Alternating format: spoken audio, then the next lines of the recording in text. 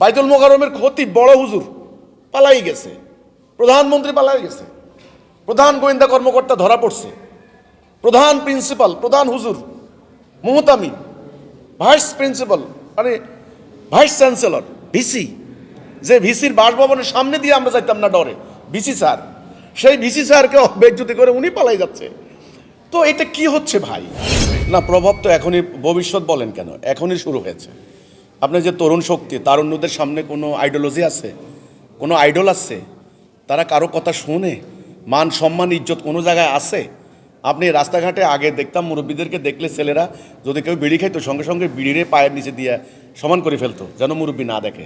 আপনি এখন যদি বলেন এই তুমি বিড়ি খাচ্ছ কেন, বলছে তো আপনার কি, আপনার বাপের খাচ্ছি, আর একটু দুটো কথা বলবেন তলপেটে চাকু ঢুকাই দিবে। পরিস্থিতি কিন্তু সেটা হয়েছে। আপনি যে বলেন ভবিষ্যৎ কি হবে, ভবিষ্যৎ তো ধ্বংস হয়ে গেছে। হ্যাঁ, শিক্ষকদেরকে লাঞ্ছনার ঘটনা তো আজকে না, বেশ কয়েক বছর থেকে শুরু হয়েছে।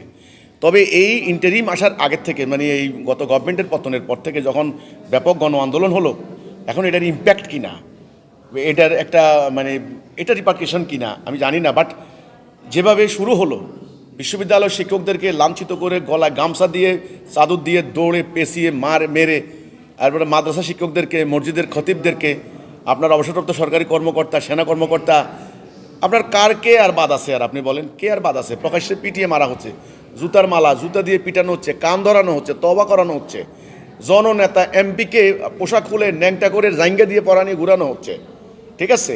ওই পার্টির নেতাদেরকে উল্টা করে ঝুলিয়ে ন্যাংটা করে আগুন লাগিয়ে দেওয়া হচ্ছে। তো ভাই, এই অবমাননা, এই লাঞ্ছনা, এই মানে ঘটনা ইম্প্যাক্ট আগামী ভবিষ্যতে ফিউচার জেনারেশন কি হতে পারে আপনি বলছেন? এটা ফিউচার বাদ দেন, ফিউচার বলা লাগে না, চোখের সামনে যে এখন দেখতে পাচ্ছি এটা কি হচ্ছে? ধ্বংস, একদম ধ্বংস, বিনাশ। এর কে ফিরাবে এখান থেকে বলেন? কি দিয়ে ফিরবে? কেমনে ফিরবে? এই তারুণ্যকে কে বাঁচাবে? এই যুব সমাজকে কে বাঁচাবে? স্টুডেন্টদেরকে কে বাঁচাবে? এই জন্যে বলতে চাচ্ছিলাম কি কথা তো আপনারা বলবেন যে ঘুরি বিড়ি উনি একটা কথাই বলে। হ্যাঁ, আমরা যথেষ্ট হয়েছে এই মানুষের তৈরি এই ব্যবস্থা, শিক্ষা ব্যবস্থা, রাজনৈতিক ব্যবস্থার পরিবর্তন করে একটা সভ্যতা যদি নির্মাণ করতে পারি তাহলে রক্ষা হবে, তা না হলে বেজ্জতি সামনে আরও আছে বেজ্জতি।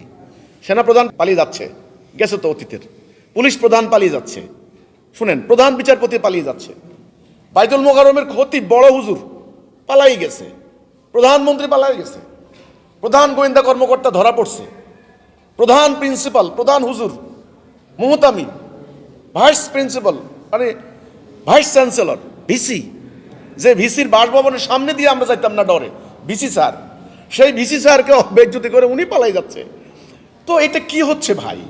ধ্বংস তো সব তো, মানে একটা হচ্ছে ওয়ার্ল্ড অর্ডার, বিশ্ব ব্যবস্থা ধ্বংস হয়ে যাচ্ছে, হয়ে গেছে। এটা হলো সমাজ ব্যবস্থা, আমাদের আভ্যন্তরীণ রাষ্ট্র ব্যবস্থা, এটাও কিন্তু শেষ।